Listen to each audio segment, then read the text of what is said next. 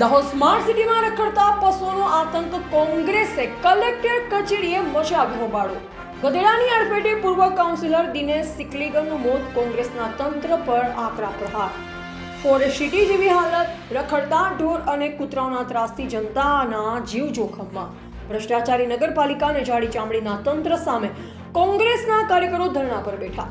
મૃતક પૂર્વ કાઉન્સિલરના પરિવારને વળતર અને જવાબદારો સામે કાર્યવાહીની ઉગ્ર માંગ। વારંવારની રજૂઆત છતાં તંત્ર મૌન કેમ? આવેદનપત્રમાં કોંગ્રેસે કર્યા ધારદાર સવાલ। સ્માર્ટ સિટીના નામે માત્ર કાગળ પર વિકાસ, વાસ્તવિકતામાં રસ્તાઓ પર પશુઓનું સામ્રાજ્ય। જો પશુઓનો ત્રાસ દૂર નહીં થાય તો જલદ આંદોલન અને ધરણાની કોંગ્રેસની ચીમકી।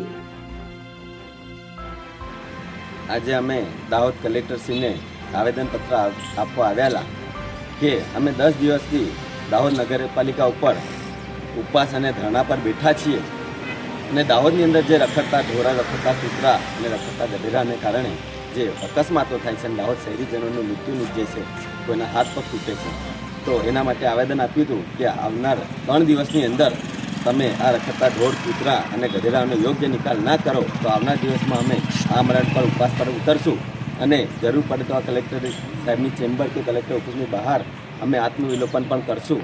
એના માટે આજે અમે આવેદનપત્ર આપ્યું છે। હર્ષદભાઈ નિયામા, દાહોદ જિલ્લા કોંગ્રેસ પ્રમુખ। દાહોદના જે શહેરીજનો છે એમને જણાવવાનું કે હવે આરટીઓ ટેસ્ટ આપવા માટે આપણે આરટીઓ સેન્ટર પર પણ જવાની ત્યાં કોઈ જરૂર નથી, કારણ કે દાહોદમાં રખડતા ઢોર ને પશુઓનો એટલો ત્રાસ છે કે દરેક રસ્તા જાણે ઝિગઝેગ રોડ બની ગયા છે।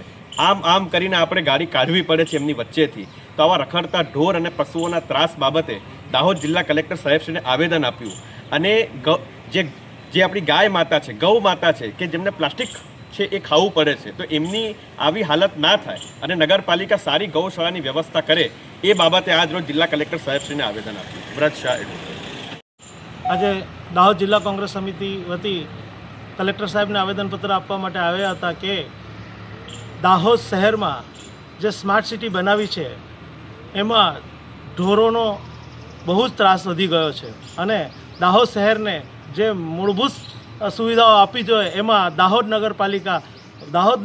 ભ્રષ્ટ નગરપાલિકા એમાં ફેલ ગઈ છે અને દાહોદ માટે આજે કલેક્ટર સાહેબને અમે જે 4 દિવસમાં પાણી આપવામાં આવે છે એને તાત્કાલિક ધોરણે રોજે રોજ પાણી આપવામાં આવે એવી માંગણી કરી છે અને અમારા દાહોદ જિલ્લા કોંગ્રેસના પ્રમુખ હર્ષદભાઈ નિનામાએ પણ એવી એ આપી છે કે અગર જો આવનાર 3 દિવસની અંદર અમારી માંગ પૂરી નહીં થાય તો અમરનાથ ઉપવાસ પર ઉતરીશું અને જરૂર પડે તો આત્મવિલોપન પણ કરીશું।